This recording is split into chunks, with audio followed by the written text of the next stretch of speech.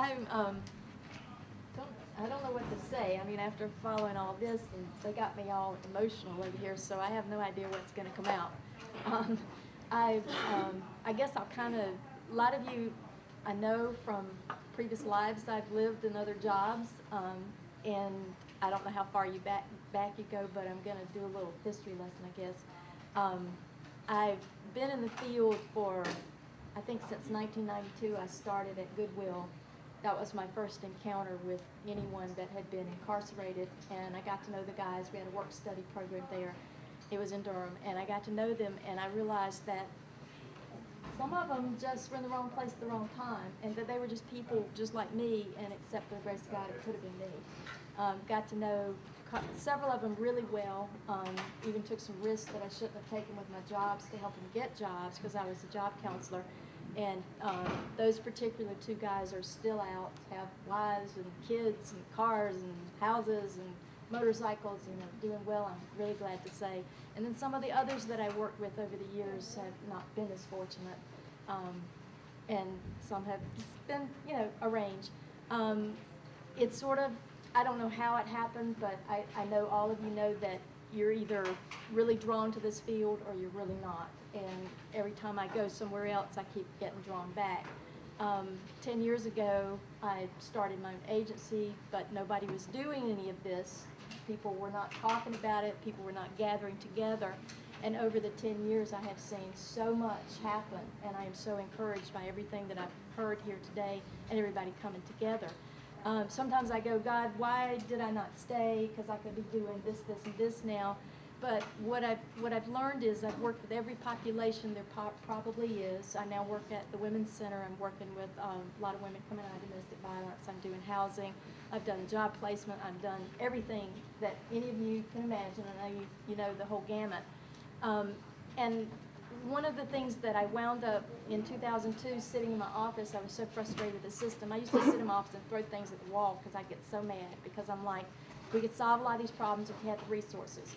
And I realized that I wanted to make documentaries, and I wanted to put some of this stuff on video. I wanted people to know the stories. I had the good fortune and privilege, because I volunteered, to go to the Full Frame Documentary Festival in Durham recently, and the trials of Daryl Hunt. You all remember Daryl Hunt. It was an awesome, awesome documentary that was done, and he has started a ministry now in Greensboro, I believe. Winston-Salem, right. And just hearing all the things that you're doing, and I'm also a writer, and so I want to do something with it, and so I'm starting to see, after listening to everything that you guys are doing, that somehow I want to pull some threads. And I'm also a workforce development trainer, which is what I always wanted to be, even when I started the agency, because I just want to be a trainer.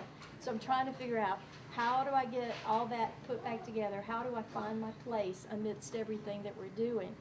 One of the things that I do now, which is a free thing that you can take advantage of, I teach with another lady the Pillars program at the Carl Sandburg Court. You had on a blue shirt last time I saw you. And the next class is July 10th through 10th, 11th, 12th, 13th. It's a 4-day class, 4 hours in the afternoon. We do, it sounds traditional, but we don't do traditional teaching. We keep them in stitches, and we do a lot of stuff that's just a lot of fun. We do the job keeping, job seeking, all that stuff, but we do it in a way that people can really relate to it. I'm finding, we've done it since June of last year, we've been doing it a year, we're finding every class more and more ex-offenders are coming to those classes, which works for me because I've had experience teaching and can deal with some of the things. Over the years, and I'll try to not be too long, over the years, working with the guys, I've adopted a couple of them, and you got close to me, so it's fun telling the story. I haven't been able to figure out what I'm going to call him. I called him my godson for a while, but he's not really my godson. So I started calling him my god grandson. And he was a crack cocaine, alcohol baby, hit the streets at 12, has no family. He has family, but they're like, he has no family. I'm the only person that he has. And sometimes I'm like, God, can you I just don't want to do this anymore. I don't want to be there for him. I don't want to try to help him, but it keeps coming back and I have to do it. He was locked up for 7, 8, 9 years. I can't remember exactly. He got out, he stayed out for 2 years. I tried everything in the world that anybody could possibly do, trying to figure out what it would take for him to turn it around. I have discovered that he has some mental health things and he has ADD, he has panic disorder beyond the year getting out of prison that it takes you to transition back. And I have recently met someone that I think can help me get him tested within the prison system. He is back locked up. The last time that he got in trouble, my inner voice said, you can't intervene. You have to let this run its way out. He was looking at 10 to 40. And by my intervention and God's intervention, because I sat there and prayed, and this judge was a really hard judge, and I was like, God, just send love to this judge. He got 2 years and 36 months. He was looking at 10 to 40. It was just by the grace of God. It's the best thing that could ever happen to him. He is now in Pender Correctional down in New Hanover County. It is a wonderful facility as far as prisons go, and they have a lot of programs. He did sign up for the DART program because I said, you've got to start walking your talk. He's now in the DART program, getting a lot out of that, and I'm hoping that he'll want to stay in the Wilmington area because you guys have such good things down there he needs to get away from.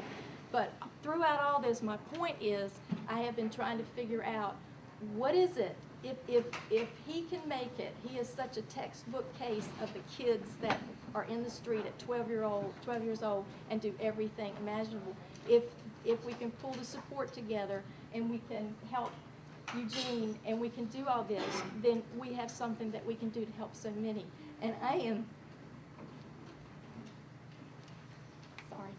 so grateful that you are all here. And I'm grateful that Dennis dragged me to this round table. He also tells me I have hypomania, which is one reason I bounced around so much. So I'm trying to pull all that bouncing around together and be able to work with you to make that difference, because it's coming. It is really coming. And all I can say is I'm just so encouraged. And thank you for being here. Thank you, Elaine.